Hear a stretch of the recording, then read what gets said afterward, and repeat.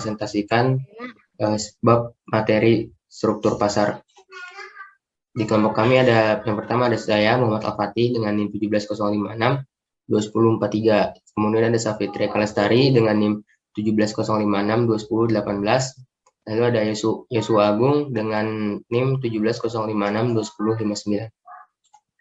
Oke, struktur pasar dan tingkat persaingan. Struktur pasar adalah proses di mana tingkat harga dan output ditentukan oleh struktur pasar. Terus struktur pasar terdiri atas pembeli dan penjual aktual maupun potensial suatu produk tertentu. Struktur pasar mengacu pada lingkungan persaingan di mana pembeli dan penjual produk saling berinteraksi. Lanjut persaingan struktur pasar. Ada yang namanya persaingan sempurna, persaingan monopolistik, dan oligopoli dan monopoli. Selanjutnya ada asumsi yang melandasi bentuk-bentuk pasar. Ada asumsi banyaknya penjual, persaingan sempurna banyak, monopolistik banyak, oligopoli beberapa, monopoli satu. Banyaknya pembeli, persaingan sempurna banyak, monopolistik banyak, oligopoli banyak, monopoli banyak. Kondisi permintaan, persaingan sempurna, substitusi indiktif, monopolistik, substitusi sangat serupa, oligopoli substitusi terbatas, monopoli tidak ada substitusi. Sedangkan fungsi tujuan, persaingan sempurna, profit maksimum, dan lain-lain sama profit maksimum. Variabel strateginya persaingan sempurna itu mengatur jumlah produk yang ditawarkan. Sedangkan monopolistik, oligopoli, dan monopoli itu dengan marketing mix. Yang keenam, reaksi pesaing. Persaingan sempurna tidak ada reaksi, monopolistik ada, oligopoli ada, monopoli ada. Selanjutnya, jenis struktur pasar. Pertama ada pasar persaingan sempurna. Selanjutnya akan dijelaskan oleh Yosua. Pasar persaingan sempurna. Contohnya adalah bursa efek, pasar modal, pasar uang, dan komoditas pertanian. Ini adalah gambar dari contoh dari pasar saham. Terus penentuan harga dalam persaingan sempurna. Harga produk ditentukan pada perpotongan antara kurva permintaan dengan kurva penawaran pasar produk tersebut. Perusahaan merupakan price takers, tidak memiliki kekuatan mempengaruhi. Kurva permintaan terbentuk horizontal dan memiliki elastisitas tak terhingga. Persaingan sempurna penentuan harga. Pasar atau industri persaingan sempurna. Ini adalah contoh kurvanya dari pasar persaingan sempurna. Lalu ada keterangan gambar yang tadi pada kurva A, industri menunjukkan tingkat harga dalam pasar persaingan sempurna ditentukan oleh permintaan dan penawaran. Pada kurva B, perusahaan menunjukkan jumlah output perusahaan relatif sangat kecil dibanding output pasar, maka berapapun yang dijual perusahaan, harga tidak akan berubah. Kemudian karena perusahaan individual bertindak sebagai price taker atau bukan sebagai penentu harga, maka kurva permintaan yang dihadapi oleh perusahaan berupa garis horizontal sebesar PE. Nah, ini ada persaingan sempurna yang penentu harga, keterangan gambarnya. Penerimaan total revenue perusahaan sama dengan jumlah output Q dikali harga jual P. Karena harga telah ditetapkan, penerimaan rata-rata average revenue dan penerimaan marginal atau marginal revenue adalah sama dengan harga. Dengan demikian, kurva permintaan D sama dengan kurva permintaan rata-rata AR, sama dengan kurva penerimaan marginal MR, dan sama dengan harga P. Seperti pada gambar sebelumnya, kurva penerimaan total berbentuk garis lurus dengan sudut kemiringan positif, bergerak dari mulai titik 0,0. Analisis jangka pendek perusahaan persaingan sempurna. Tujuan perusahaan adalah memaksimalkan laba. Dalam jangka pendek, beberapa input bersifat tetap dan menanggung biaya tetap, terlepas dari berproduksi atau tidak. Meskipun dalam jangka pendek, rugi, perusahaan dapat beroperasi sepanjang kerugian lebih kecil daripada biaya tetapnya. Tingkat output terbaik bagi perusahaan adalah MR sama dengan MC, sehingga harga adalah P sama dengan MR. Pada saat MR marginal revenue atau MC marginal cost. Tingkat output terbaik di sebuah perusahaan. Ini salah satu contoh kurvanya. Lalu pengambilan keputusan perusahaan dalam periode jangka pendek. Jika marginal cost lebih kecil dari marginal revenue, total keuntungan berarti belum maksimum. Perusahaan harus meningkatkan outputnya atau sesuatu yang bisa dijualnya. Nah, jika marginal cost lebih besar daripada marginal revenue, tingkat keuntungan menjadi menurun. Perusahaan harus menghentikan produksi atau tidak jika tidak menghentikan produksinya, maka akan mengalami kerugian. Nah, jika marginal cost sama dengan marginal revenue, tingkat keuntungan jangka pendek adalah maksimum. Karena itu, perusahaan yang berada pada pasar persaingan sempurna disarankan memaksimumkan keuntungannya dengan melakukan peningkatan volume penjualan sebesar-besarnya. Lalu, persaingan sempurna, keseimbangan jangka pendek. Keuntungan perusahaan adalah titik E, A, B, dan C. Lalu di kurva bawahnya, perusahaan masih bisa beroperasi karena P masih di atas AVC atau average variable cost untuk menutupi biaya tetap dan kerugian lebih lanjut. H adalah titik tutup perusahaan atau shutdown point. Selanjutnya ada kurva persaingan sempurna keseimbangan jangka panjang. Bagaimana menganalisisnya? Jadi dalam jangka panjang kan semua input dan biaya produksinya bersifat variabel. Nah, tingkat output ini terbaik bagi para perusahaan itu dalam jangka panjang adalah saat price sama dengan marginal revenue sama dengan long run marginal cost atau biaya marginal jangka pendek sama dengan titik terendah long run average cost atau biaya rata-rata jangka panjang. Nah, SATC itu apa? Jadi SATC adalah short run average cost atau biaya total rata-rata jangka pendek. Ini menggambarkan tingkat skala pabrik perusahaan. Jadi agar laba optimum, SATC itu harus bersinggungan dengan LAC sehingga SMC sama dengan LMC. Dalam jangka waktu yang sangat pendek, kurva penawaran ini berbentukan garis vertikal ke atas kan, jadi dianggap itu tetap atau konstan. Sehingga harga ditentukan oleh permintaan pasar, sedangkan dalam jangka panjang, harga itu dapat naik dan dapat juga turun, tergantung pada perubahan permintaan komoditi yang bersangkutan dan faktor-faktor yang mempengaruhi harga.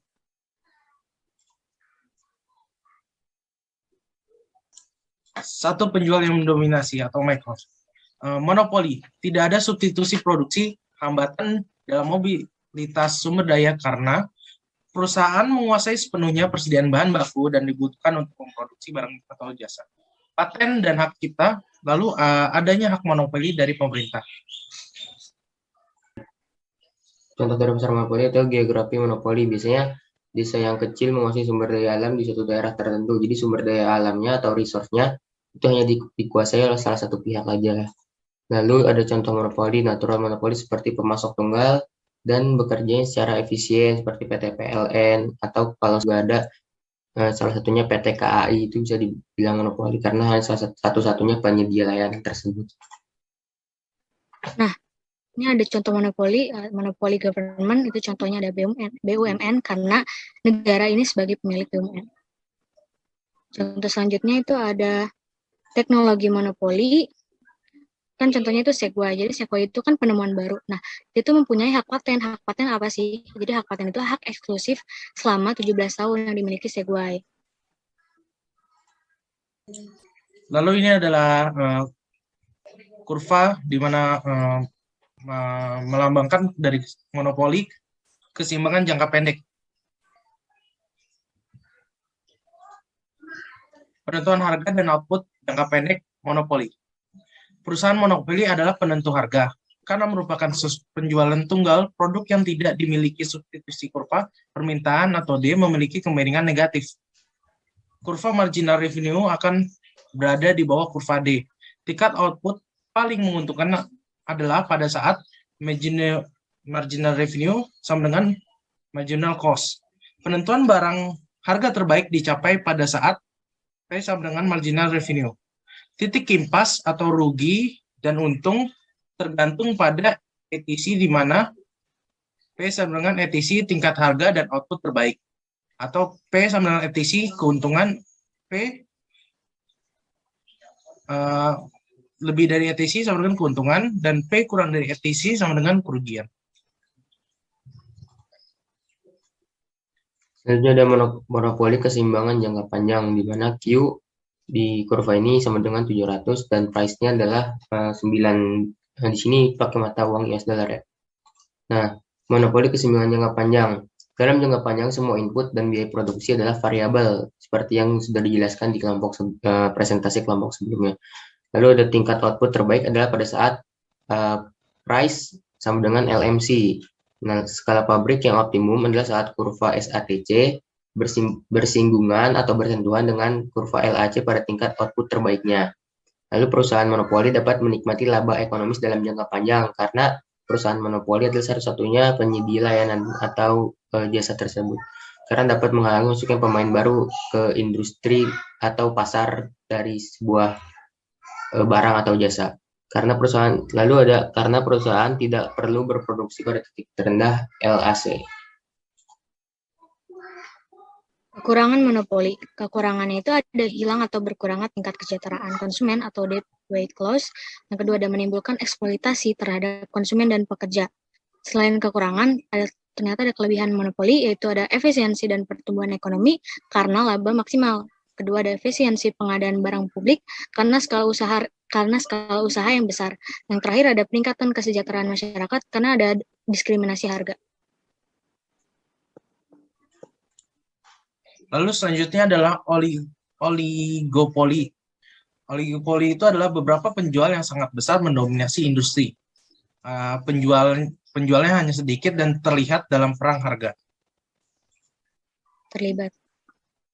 Berikut ini adalah contoh pasar oligopoli seperti ada Grab, Uber, maupun Gojek.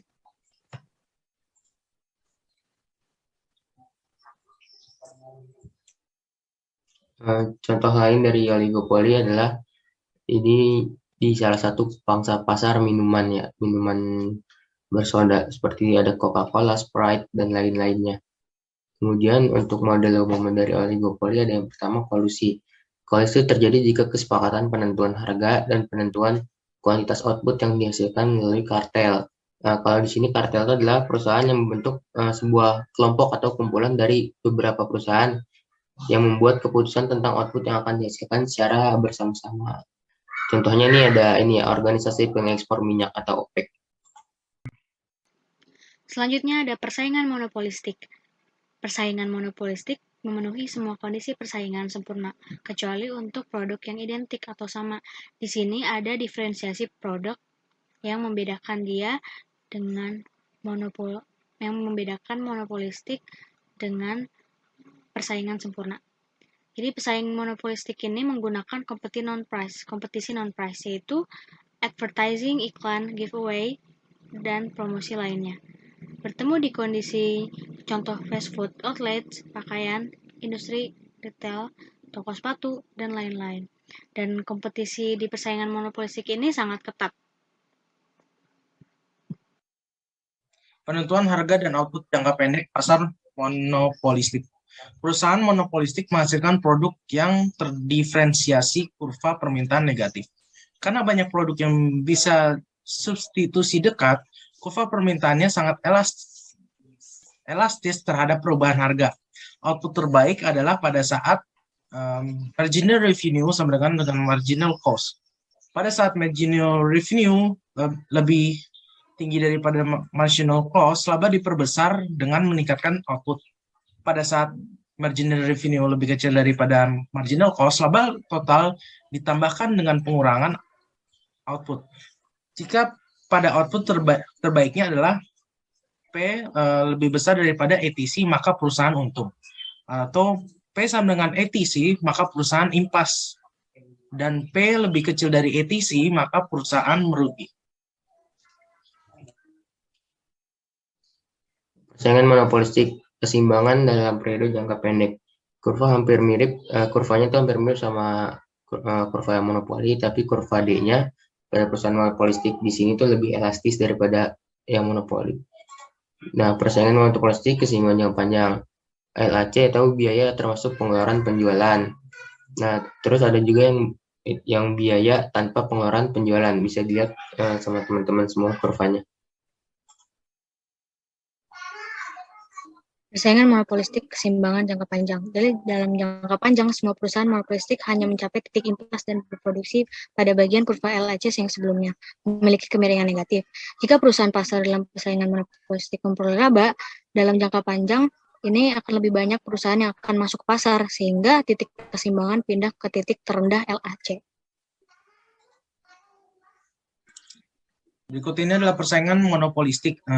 Ada contohnya ada dari perusahaan baju ya, ada Gap antara Levi's dan Lucky. Sama seperti persaingan sempurna, tapi bedanya adalah produk differentiation. Lalu ada persaingan monopolistik di shampoo. Menurut kalian nih apa kedua sampo ini berbeda? Juga nih contoh lainnya, maskara ya. Biasanya teman-teman perempuan yang suka make up mungkin saya nggak asing lah sama salah satu barang ini. Nah, ini salah satu perbandingannya ada Maybelline sama Sisley yang harganya juga beda jauh karena juga terdapat diferensiasi produk atau perbedaan dari segi produknya dari setiap merek yang ada. Terus kebijakan diskriminasi harga adalah menjual produk yang sama dengan harga yang berbeda pada pasar yang berbeda dengan tujuan menambah laba atau menambah keuntungan melalui eksploitasi surplus konsumen. Ini contoh kurva diskriminasi harga. Paling sebelah kiri itu kurva A, di tengah kurva B, dan paling sebelah kanan kurva T. Selanjutnya saya akan menjelaskan kurva diskriminasi harga. Jadi kurva yang sebelah paling kanan itu tanpa melakukan diskriminasi harga. Keseimbangan tercapai pada saat output QT dan harga PT. Laba maksimum terjadi pada bidang APT BC. Sedangkan dengan kurva diskriminasi harga, keseimbangan tercapai bila setiap pasar MR-nya sama dengan MC, atau MRA sama dengan MRB sama dengan MC. Keseimbangan di pasar A, kurva paling kiri, output sama dengan QA, harga jual PA, dan laba maksimum terjadi di luas bidang EPAFG. Keseimbangan di pasar B yang di tengah, kurva tengah, output QB sama dengan harga jual sama dengan PB, laba maksimum terjadi di luas bidang HPBIJ. Dengan diskriminasi harga, output total yang terjual QT sama dengan QA plus QB. Nah, laba maksimum kurva A ditambah laba maksimum kurva B lebih besar